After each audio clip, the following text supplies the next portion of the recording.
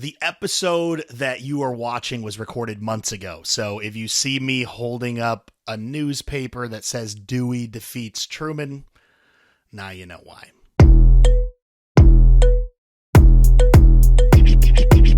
What's up, everybody? Welcome to the Motherlode Show. I am Steve, and I am here always with Sandra. Sandra, how are you doing? I'm doing well, thank you. Yeah? Good to see you. It's good to see you, too. Yeah. This has been, because our pilot episode was like 72 years ago, I feel like, and it's great. We're back in a new set.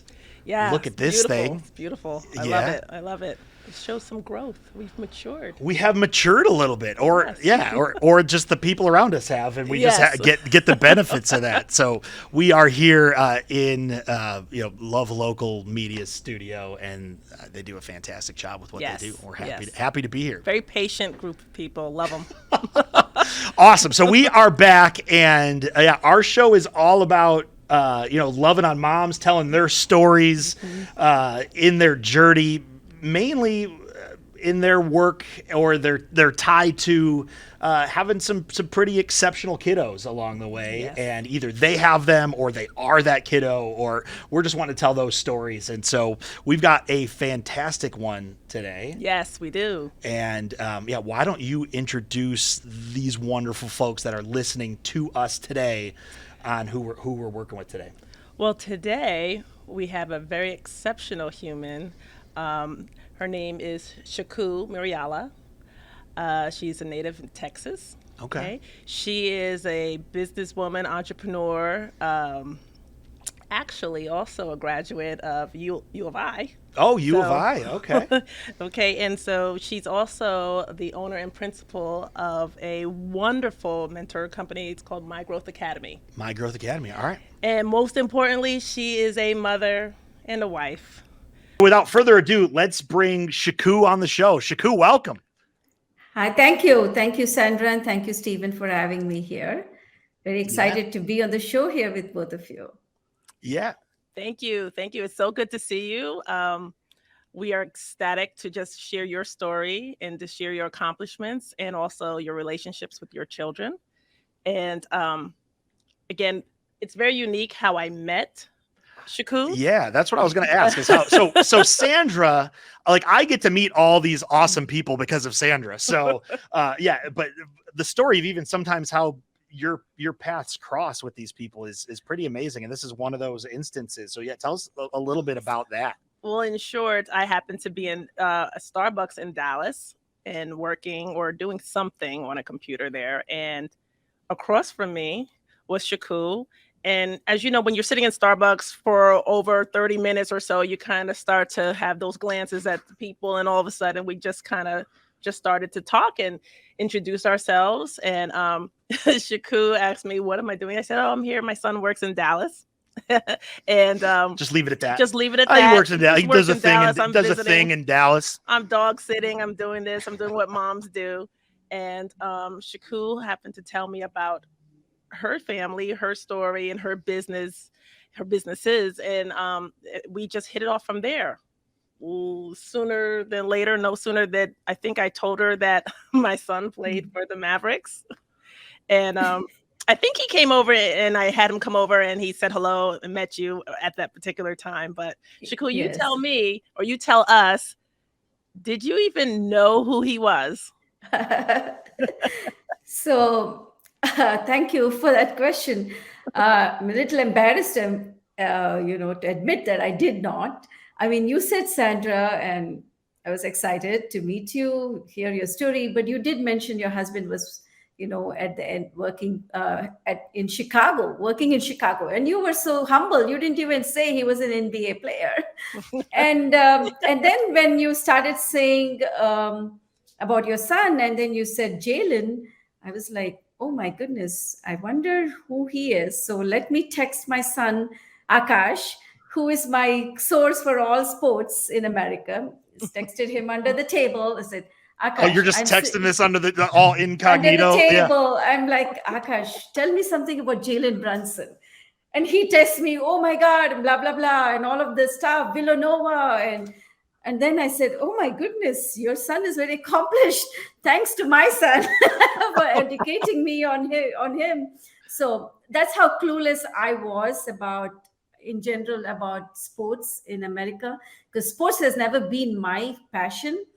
But growing up, I had seen Akash, my son, who's here on the show with us, loving sports. And it was that we needed to give him the experience he wants to, being in America, being in this two different worlds. Something at home, he has a different culture, which is the Indian culture where we grew up. And outside, he was having exposure to all of these. I said, we need to make sure he understands that. So my husband and I always encouraged him to do whatever he was, especially sports. And he became a big sports fan. Started off with baseball, and then he went into taekwondo, and then he really liked basketball, but he played football. I'll let him tell you why. And then, but then sooner or later, there was always talk about basketball in our house because that was his passion. And one thing we learned is if you want to be a good friend, or you want to be very close to your family member or children or anybody, get on their bandwagon. And that helps to understand that if you want to become their friend, get on their bandwagon, understand where they're going, then sooner or later you will become a good friend with them. So that's our story. So he took the old baseball, taekwondo, football path to where he's going, just the typical standard. Yeah.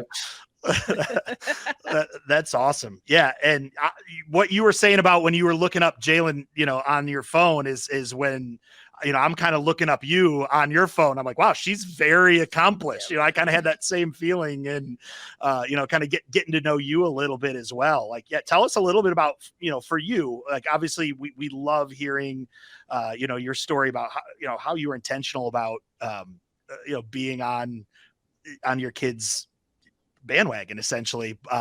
How did you get to your place of accomplishment within, obviously you said you came from India, and where you're at now with Growth Academy, you had a lot of success before that. What did that path look like for you? Yeah, that was, it was not a chosen path. It was like a default path. One thing in coming from the Indian background, you have to study. You have to have a certain number of degrees. A bachelor's is never enough. And with the bachelor's in physics, which I did, was so that I can do some degree. Then my family was like, oh, you need to get married. I'm like, no way. I'm only 20. I'm not getting married at 20. So I found a university that was doing, one of the top universities that was doing computer science for physics graduates. And I said, let me write the exam. I got in the first 30 ranks. So I said, let me do the bachelor's in computer science, which was a new industry coming up years ago. And then met my husband there. He was doing his master's, and then he decided to come to the U of I to do his PhD. So obviously got married, came here. I pursued my master's, and it looked like everybody around me was like, you're going to do your doctorate degree also, including my professor. And I was like, I have enough doctorates degree holders in my household. My husband, my father, my brothers, my father-in-law, my sister-in-law. I'm like, this is too much. I was getting suffocated with that. So I said, no, I'm not. And that's when I took a job. Well, if you got suffocated, you'd have people around you to be able to help you with that. You have plenty of doctors. Plenty of them. And so we decided, I guess at that time it was necessary to make the transition to come to America as a student, because there was not much more opportunities for us back home with technology, and this is the place to be. And that is when we got started with our careers in Chicago, and love Chicago. That's been our favorite place. Akash is born, both my children are born there. But one thing that always tugged us is that we came across so many miles from our family, starting to establish as a first generation immigrant. We need to not be complacent. We should not be mediocre. We definitely need to do more. That's something that we were pursuing. That's how we entered entrepreneurship. And of course, we did multiple businesses. One was in mentorship and with a traditional business, and then we went into technology businesses.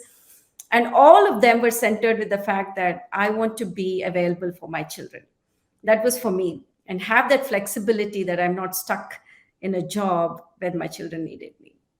That's amazing. That's amazing. How was that received when, because you had said your path was kind of set for you, when you kind of came back to whoever it was, whether it was parents, and said, "Hey, like, actually, I'm gonna take this other path." How was that received? Yeah, business was never, nobody in our families ran businesses. So in our back then, when we grew up, you had to belong to the Ambanis. Those are the big rich. It's like equivalent to the Vanderbilts, or the big. You have to come from that family to be a business owner. But today it's different. But back then it was like, don't have your hopes so high, and you will be devastated. Whereas when we came to America, we said, this is the land of opportunities. This is built on entrepreneurs. So if we don't become an entrepreneur, we felt that would be, we would be losing on something. So we had to convince them. And as long as we were prospering, I don't think there was a problem to them. And when we took them on first class vacations, everybody kept quiet. That's funny. You mentioned in previous talks that you loved to, as a mother, you felt that you needed to tune into your children's passions. How did you find the balance between, the work that you do or you did, and also, what's the word? Exposing your children to the Western culture, where it's sports, music, all these different things that perhaps in your country or growing up you didn't have. How did you find a balance to do all that and also raise the children to be who they are today? So that's a good question. I think a couple of things I owe it to a few mentors I had in our ecosystem that led us to certain thought process and helped us create systems in the family. So we had family systems that helped us, interact with our children enough so that we understand what their passion was. For example, my daughter, she loves music and art. Art was her passion. So from when she was little, she would love doing art stuff. So we knew there was something there she wanted to pursue. And luckily, the school she went to, Naperville Central, had an entire arts program for high schoolers. And so she was able to get into that and develop her skill. And now she's a UX UI designer running her own agency.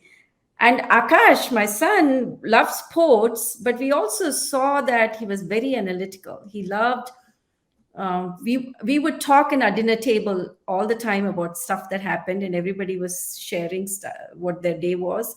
Or weekly, we would have a dinner out, for all the four of us would go, and we had an opportunity. Each one had to talk. And during those talks, Akash would always talk about, Steve Jobs talked about this last time and he would give us statistics that both of us are like, where did this guy get all this stuff from? And it was like he would run off numbers so fast that we like, there is some talent here that we need to, we don't know which direction it's going, but we knew enough that we definitely don't want to push him to be an engineer or a computer scientist or a doctor. For sure, that was not his route. So we knew it was not that. So we were trying to figure out. So by interacting, having systems, making sure we spend time with the family. That was a system that we were fortunate to pursue in the family. And it became ritual to this day. Yeah, that's awesome. I mean, especially when you just on paper, it just seems like you wouldn't have any time for anything, just what you've built and what you've created. And, to hear that was done with also some intentionality of work-life balance is, very impressive. I wonder, in thinking about when your son and daughter were younger, because I'm assuming they're about the same, our children are about the same age. Oh, I thought you were going to say you're assuming that they were younger. I'm like, yes, Sandra. Yeah, they were definitely younger. Yeah, definitely younger. But looking back then, I know growing up, we had like Sunday dinners. I would go over to my grandmother's house, or would meet with aunt and uncles or whatever. I mean, we used to have traditions that nowadays, today, are not the norm.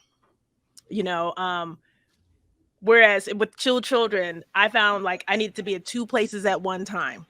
And Mhm. my husband was somewhere or doing something, and I needed to get Jalen to this practice, and Erica had a birthday party or something like that. And it's like, dinner, forget it. My mother used to criticize, "You're not having dinner on Sunday." No, we can't. Dinner is like in the car, driving somewhere, doing something. Did you find yourself having to adapt to that type of lifestyle A as little far as? bit, Mhm. a little bit, because sometimes my daughter is a dancer and she pursued Indian classical dance, and I was always driving her. And many times I would take my son along and he would be there. How is he as a dancer? All right, fair All right. enough. So yeah, there was some, but I think we found one slot in the week that we could all be together.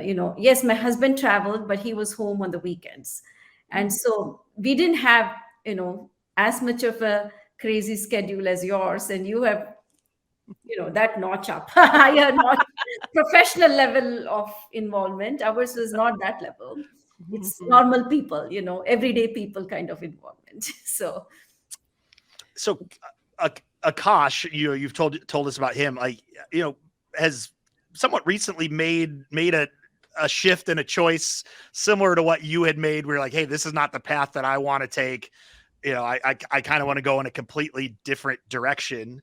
Tell us a little bit about that, and kind of what your response and reaction was to that.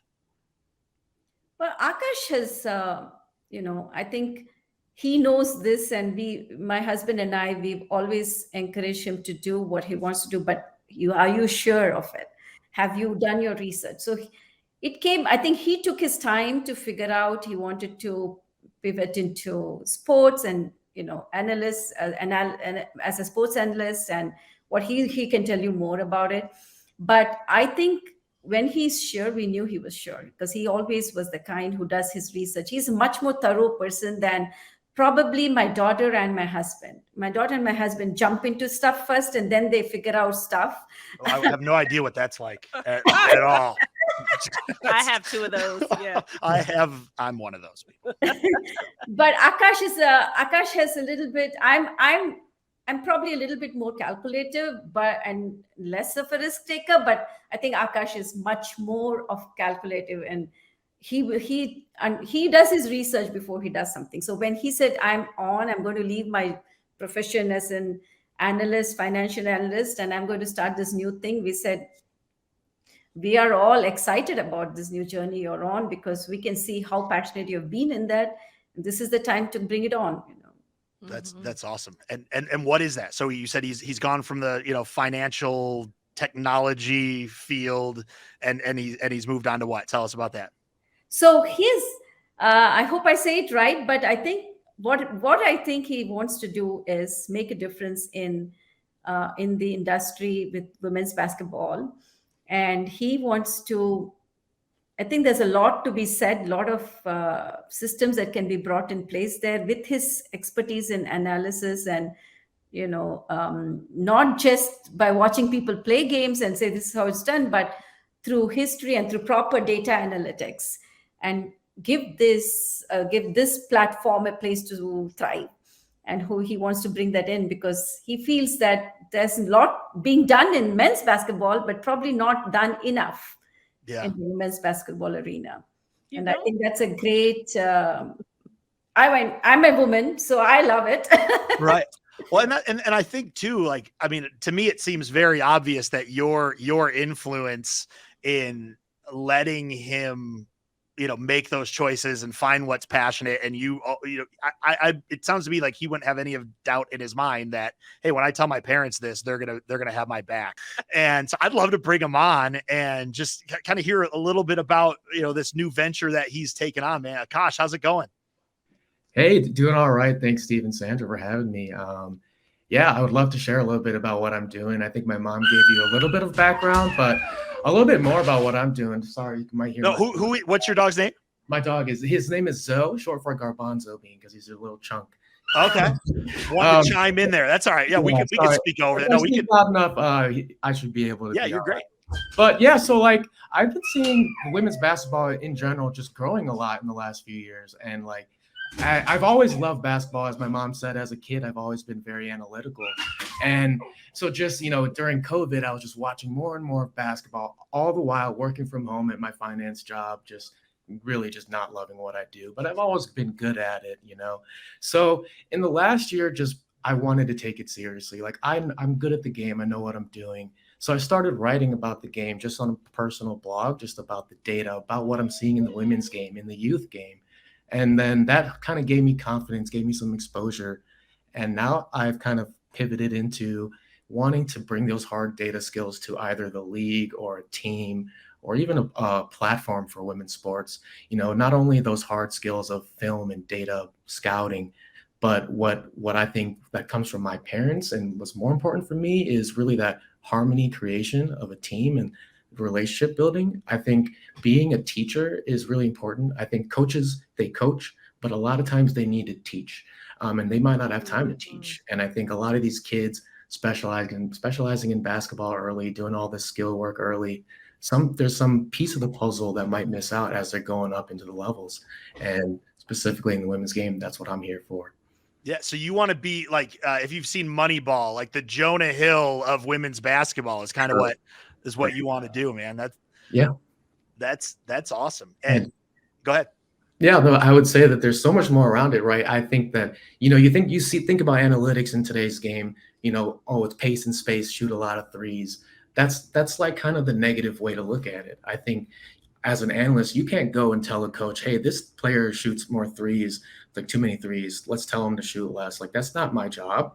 My job is to look at the data and see what the story is and then make suggestions. And the coach takes those suggestions and then does what he does. But yeah, I think it's definitely taking that full picture of understanding the game, how a player fits into the rest of that team, and really, are they growing as a person and not only as a basketball player? Are you doing winning basketball habits, or are you just doing good basketball habits? Because you want good basketball habits that are also winning habits. And I think those kind of differences and going forward and just realizing that is kind of where I think I can excel. We're going to be talking to Monica later. So maybe she could use somebody like this, We'll we have a dear friend also, Monica Wright Rogers, who is a former WNBA player. And I got to admit that I actually only followed WNBA basketball because of her.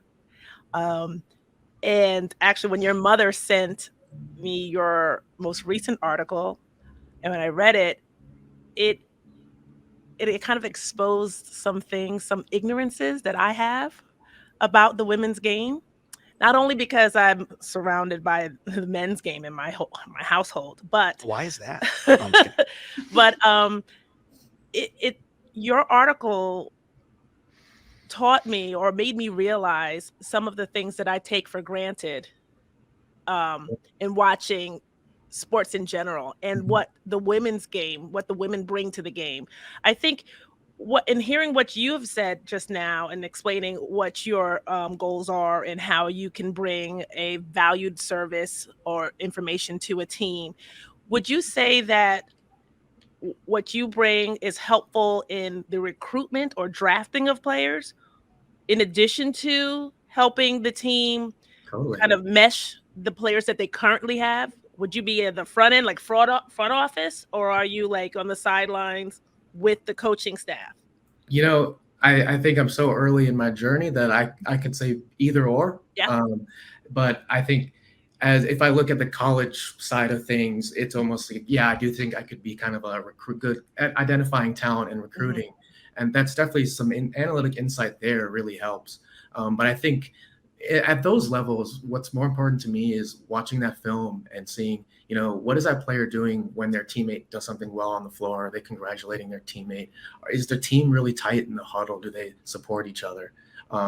At those levels, that's what's important for me to see who's going to go from high school to college and be a great player. Draft analysis from college to WNBA can be a lot more numbers oriented and a little bit less of those soft skills. But yeah, definitely, I think I could be either or. Are there places in the formula or the what's the thing called, the algorithm for those types of, hey, we saw this person congratulate this many, like is there a place for that to actually kind of harden some of those rather than have them be soft data points? I would love for that to be a thing. I think it's so hard. I think probably it's too far out to even calculate that. Like, how do you even have a data point that shows that? But I think you kind of break it down and say, okay, so what does adding value to this basketball team mean? So maybe this team loves to shoot threes, or maybe they love to get the ball inside. So maybe like a great passer, a great entry passer is most valuable on this team, right? So you need to reward players that are doing things to make efforts to get that entry pass in there, right? So it's identifying for each team, for each player profile, what is value for that team, and then incentivizing value on the offensive and defensive end for that personnel, for that team, versus the personnel and team that you're scouting against. Wow. So did that question make me seem kind of smart? Like I felt kind of smart asking it. Okay. All right. It did. All right. It did. I must say.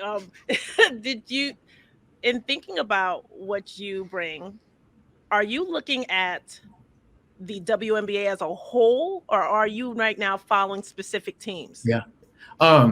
So like I have a lot to share about the WNBA as a whole. I know. Do you need an agent, by the way? It might be. We might need to sign an NDA or something. Yeah. Hey. Yeah. Steve's my manager, so this is we're trying to get this show seen by a lot of people. This is the worst possible NDA scenario you could ever imagine. I know. Right, I'll try to hold back my good stuff. Just remember, who thought of you first. Just don't forget the little people, okay? When you blow up. Yeah. I think I have a few thoughts. Like, I think the league itself, the WNBA, is at kind of this crossroads. I think we've seen in the news a lot, WNBA players fighting for bigger salaries, for charter flights, and these are all really big issues. We're going to be at this impasse where marketing is going to be important and just expansion of the league. And so I think the league itself could use some help in just understanding where to go, what to look at, and how to approach where to put our resources, right? But then I love to just be a data nerd, right? And look at one team's data, one player's data. I did an analysis just diving into one team, the Dallas Wings, and I just looked into all their data, really detailed, and just projecting what does their offseason look like, what their additions are going to make them look like in the future. So really, for me, I love basketball in its whole entirety and could share a lot about the league or even the little minutia in between. I love that. So, hey, I'm blown away. We'll need to check in offline and hear some of that other stuff, man. I'm really fascinated about the things that you're doing. What will you attribute to some of that, passion, that maybe career choice? What would you attribute that to your mom?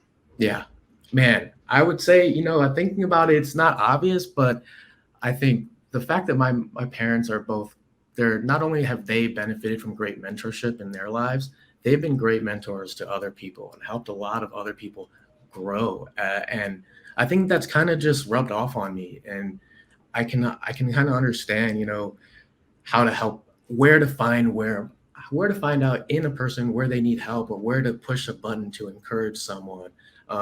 Really, like, I'm someone that likes to be in harmony with people around me and understanding what factors lead to that. And I think just being that relationship building and being a great mentor, something that comes from my parents. And then obviously, they were great computer programmers and computer scientists themselves, gave me a lot of that analytical skill, of course. And then just their encouragement of just me getting into whatever I wanted to as a kid, right? just do random little research projects about like basketball or cars, and they would just let me do what I wanted, and that's what allowed me to find myself. Man, you and my son might. So I have a son, his name's Stevie. He's 14, but he just did that. He's going to hate that I'm saying this, by the way, but a few years ago, he just had like a calculator and an Excel spreadsheet and basically went through every at bat of, I think it was Shin Chu Chu, and just said, hey, if he went through every at bat without a bat, so he didn't swing, like what would his on base percentage be? And I'm like, what is happening right now? So yeah, the two of you might be able to geek out together. Yeah, he's got something there, man. That's amazing. So that's scary too. Well, so we have a game that we've prepared. A little bit about it is how well, Shaku, do you know a little bit about the things that Akash was into when he was growing up? So it's kind of in the realm of the newlywed game. So we've asked him some questions, and we're going to ask you how you think he answered those questions. Okay. So are you nervous? She looks a little nervous. You got this. You got this. Yeah. So, I think you'll be able to get some of these. We'll see. So the first one is, we asked him, what was his favorite dish that you made for him? Like, what was his favorite dish that you would make growing up? Oh my goodness. Yeah. You made it recently. He wants you to win. He's even giving you clues. See, that's a good son right there. Soft pitches right at you. He likes potato fry. And, close. The and same day you made it. It's close. The same day you made that. Are you telling me you just make too much good food that it's hard for you you all to narrow it down? On the same day, so she knows it's the third one. And lemon rice. Lemon rice. That is the answer we were looking for. Lemon rice. You're going to have to share that recipe with me, please, because I am truly interested in knowing. As you know, my family is from Jamaica, West India, and so I know rice and peas. Okay, that's what I know. But lemon rice sounds like something I would love to try. Jamaica, their chicken's a bunch of jerks, right? I'm sorry, that was terrible. That was off. That was awful. I'm done. That was so bad. Okay, number two. All right, number two. All right, moving right along. What was his favorite TV show growing up as a kid? His favorite television program, as my grandpa would say. Program. This is when I was a young. So this is his younger years. Younger years. Yeah. Oh, what is this? SpongeBob? Younger than that? Toddler years. In between. Yeah. I think this guy was what is an anteater? What is aardvark? Arthur. Arthur, yeah. There you go. You guys have really made me think hard. We are, yeah. We're not going to just give you softballs here. I think we're coming up to actually the hardest one of all. We asked Akash if he had a celebrity crush growing up. A celebrity crush. How do you think he answered that question? Ooh, he probably had it. I didn't know. I doubt I ever told her. Yeah, most don't tell moms, but yeah, I mean some do. Or where he's glued to the TV and you're like, hey, yeah, we got to get away from this. I would not know. It's definitely not someone in the Bollywood movie, so I really don't know any other celebrities. Is there a Bollywood version of the Pink Power Ranger? I don't know. So it was the Pink Power Ranger. Kimberly was his, not have known that one. His celebrity crush. Adam, look up and see if there's a Bollywood version of the Pink Power Ranger. I'm just curious to know that. Told me about my brothers. We grew up together. I remember their crushes, but my son and the stuff that you're all, they're so different.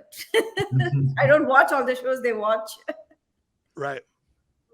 No. Doesn't look like we have one. All right. So there's opportunity there. So if somebody wants to finance a movie about a Bollywood movie about the Power Rangers, specifically the pink one, Kimberly, I believe is her name, then that'd be. How many, Akash, you tell me, because how many Power Rangers are there?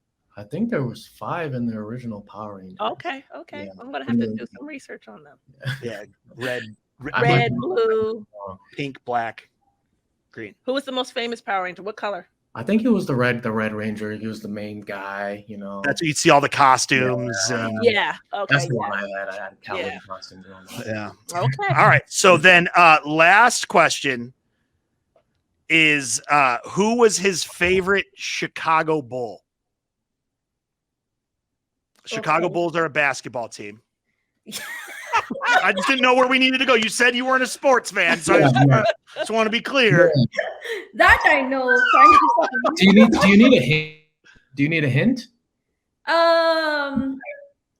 Well, it's Michael no. Shaking his not a Jordan fan. Akash, not a Jordan fan? No, of course Michael Jordan. But he was- obviously. But you went Oh. to see them in the But game. at the time when I was a kid, when I was growing up, when I was like in high school, who was big? Who was I like loving? Who was I repping every day? You even bought me a Derrick poster. Rose? Yes. Jalen Rose. All right. Derrick Rose. Oh, I'm sorry. I'll cheer for Jalen. Like I'm a Michigan guy. I'll cheer. I'm a Detroit guy. I will cheer for Jalen Rose. That's my boy. Oh, I loved Jalen Rose too. But Oh, yes. Derrick Rose was literally an MVP. My mom even went to downtown Chicago one day, got me a poster just from the side of the street, brought it back. It said Derrick Rose on the poster. You probably, I don't know how you don't know. That's awesome. Well, you have been very, very supportive of Akash, and man, like I was so happy to hear your story, and thank you for jumping on. And yeah, we'll chat offline sometime. Hear more about what you're doing, and maybe you have and to keep us posted. you and Stevie can go geek out on some project. That would be awesome. Cool. Absolutely. Thanks, man.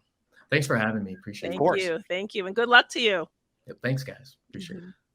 And so Shaku, in your endeavors, you came over from India, built, did the path for a while, and then took the path of entrepreneurship in multiple ways, and then also with mentorship.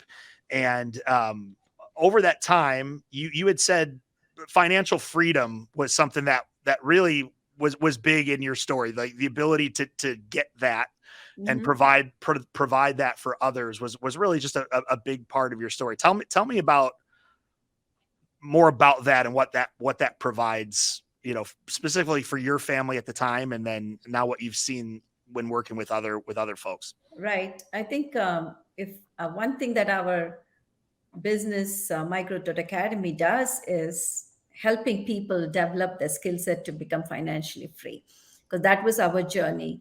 And for me, the reason I wanted to be financially independent of my job, it's like this.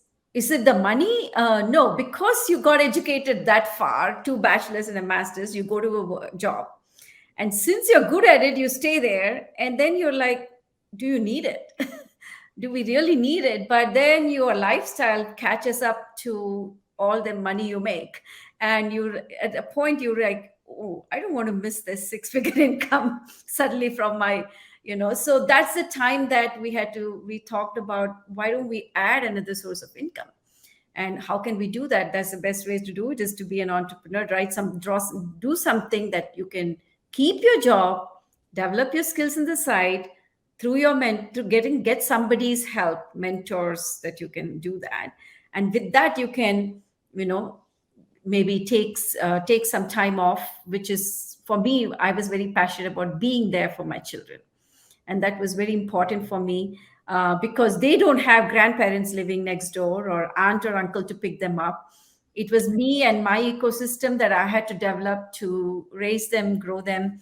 If I was in a meeting in my business a little late, I could call my nanny and say, hey, go pick the kids up, take them home, give them food, give them a bath. I'll be home by 7 o'clock. I wanted that flexibility, but I can't do that being in United Airlines as a computer consultant, for example. So I had to create that freedom, financial freedom, so that I can quit my job, do something the side. And the same thing we taught our children. And even Akash, he knew that was his pursuit. My daughter, she's an entrepreneur. She was working 3-4 years.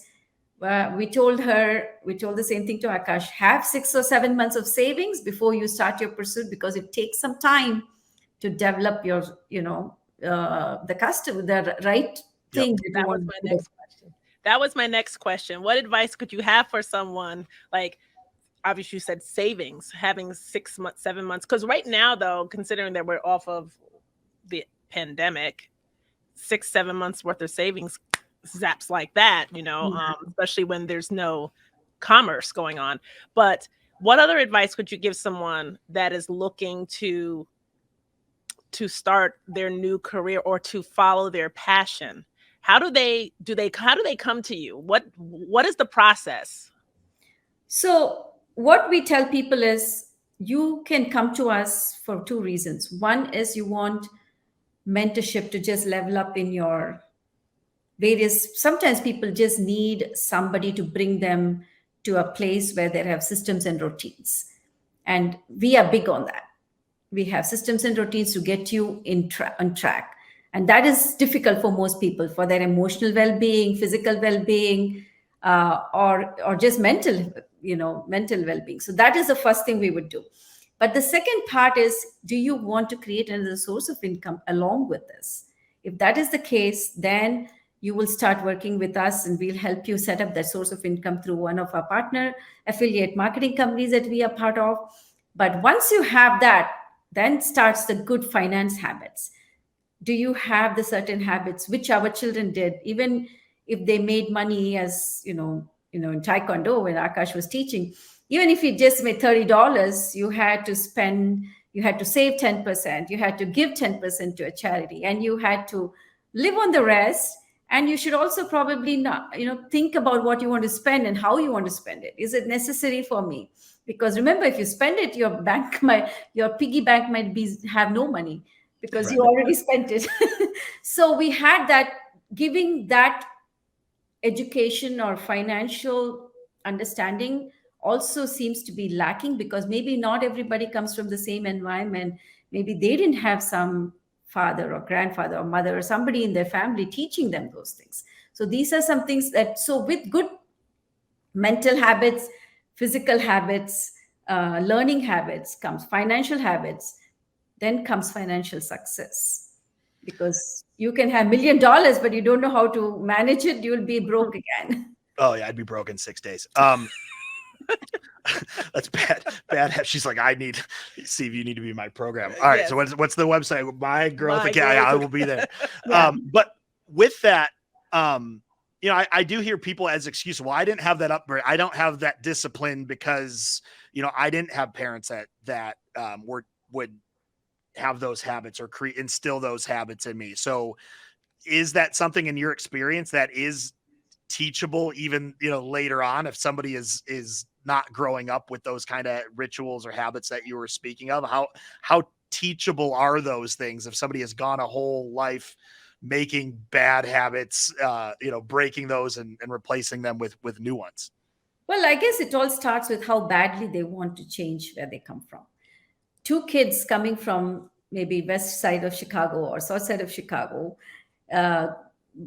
both having the same environment. One says, because of my environment, I wanted that my next generation, it's not a generational curse and I'll be somebody else.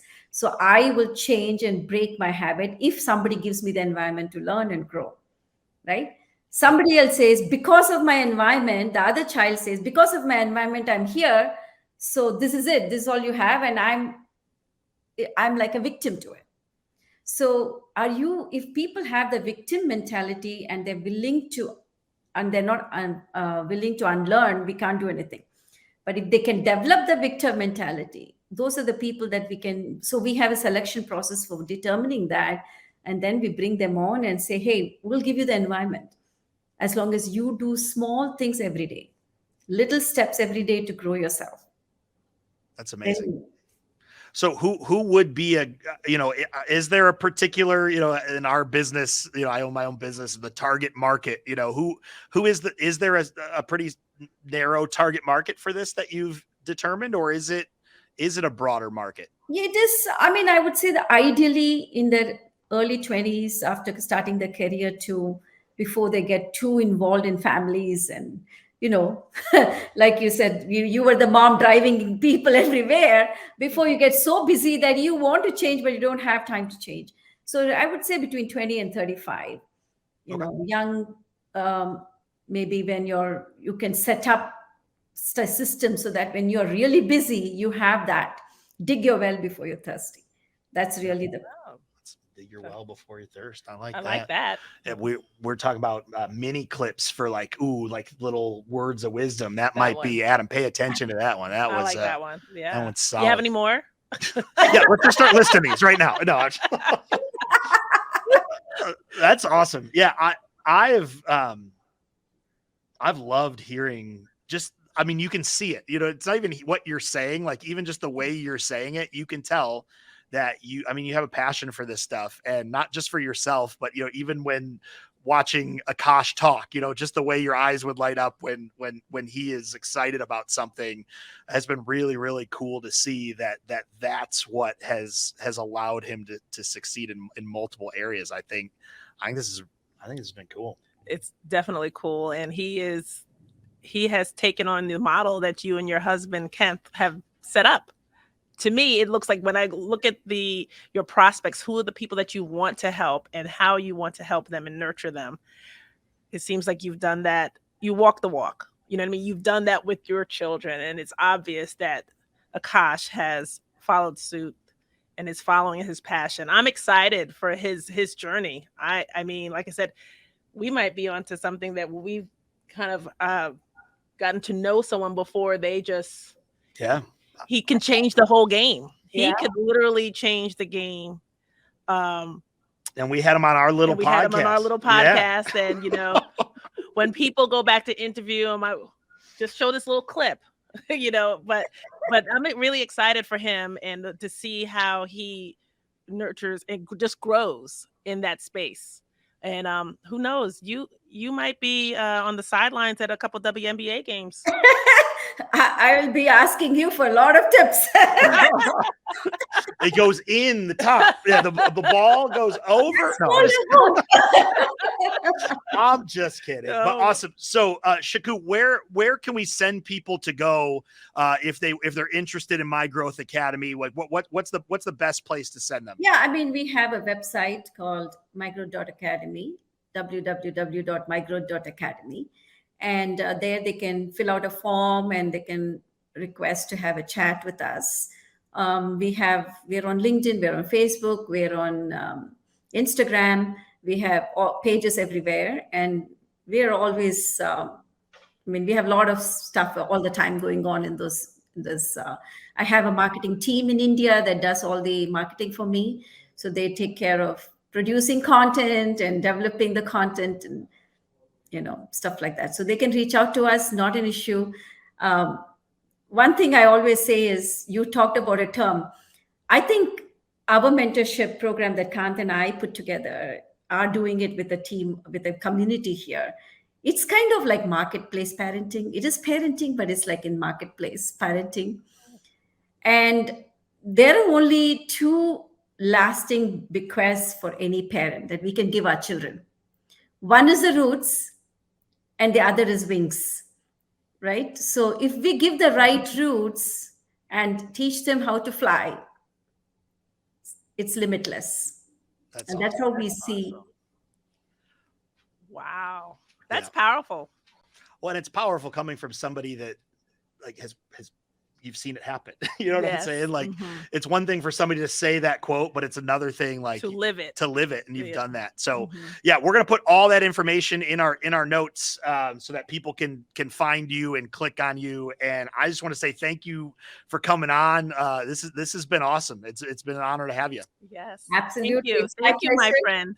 And don't forget that recipe. I need the recipe. I will send you the recipe. Absolutely.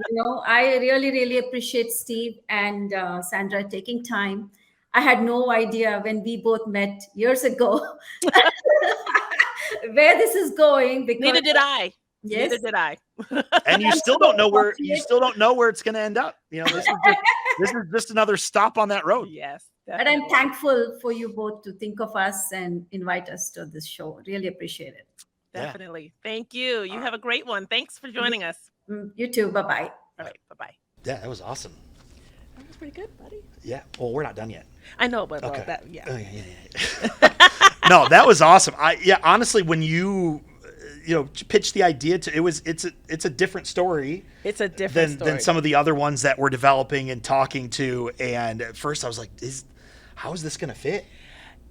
I worked backwards. Okay. Because it wasn't until I found when she told me about her son's transformation or leaving the one, finance to go into the WNBA. It started with sports. Right. So I worked my Yep. way backwards with the sports aspect of it.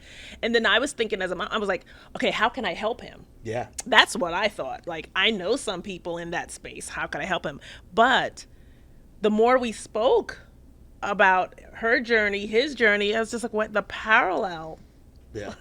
and You also made her look really cool, like when you took a picture with with Jalen and her. Oh, yeah, I got and her- then was able yeah, to she got brownie Get points. mom some cred there. Yeah, you've It's- done that for me a bunch of times too, by the way. So you don't need my help anymore, though. what's that? You don't need my help anymore. I need your help in so many No, ways. you don't. But I love the fact that she knew nothing.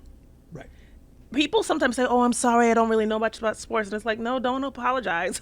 That is perfectly fine. And she made me look cool because I just, Jalen, come over to Starbucks. Yeah. And he comes in, he walks in, flip flops and shorts and whatever. And I'm like, this is Shaku. And then she's just like, and that's how it happened. And so I got brownie points for that. But luckily, my son is very, he listens to his mom. Yeah, smart boy. Yeah, obviously. So when I ask, can you do this? He's usually willing. Well, because he knows that you have his best interest as well as theirs, and so I yeah. try. No, I try. That's been awesome. Well, this is we're back at it. I'm so excited. Again, to our production crew, thank you for the patience and just hanging in there with me as I navigate those waters as a mom. Yeah. I just am looking forward to the future. Just it's limitless. I don't know. Yeah, we're doing this. It's regular. It's happening. So if you know of a great story of moms out there that Yes. are out there doing their thing at a high level or exception. What do we say? Exceptional humans. Exceptional humans. Let us know. Shoot us an email. We'll have those in the notes. I think that means I probably need to create an email address. Yes, that means you need to get on your job. Yeah. Okay. But yeah, we'll have that in the notes, and Please send do. us that. Send us. No idea is what? No idea is bad. What? No, they're bad ideas. I have bad ideas all the time. No, We'll entertain. We'll entertain every idea Idea. because we do want to develop a bunch of different types Yes. of stories, but really, as long as highlighting mom and her part in the journey is the story, that's what we want to do. That's the highlight. Yes, I think we've talked enough. we have. We have. All right, that has been the Motherlode. We will see you the next